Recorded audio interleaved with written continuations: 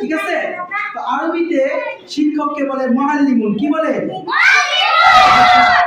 আমি যখন বলবো যে শিক্ষক আরবি কি, তোমরা বলবো মুআল্লিমুন। ঠিক আছে? আচ্ছা, শিক্ষক আরবি কি?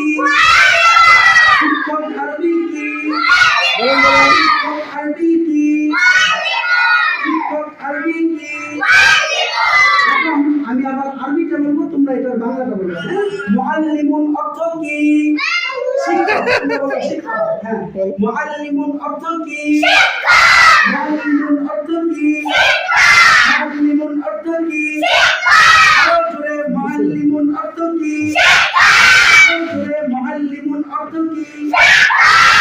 এবার আসো বাংলাটা বলি, তোমরা আরবিটা বলবা। শিক্ষক আরবি কি?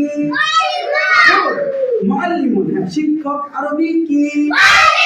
শিক্ষক আরবি কি? শিক্ষক আরবি কি? মাশাআল্লাহ, মাশাআল্লাহ।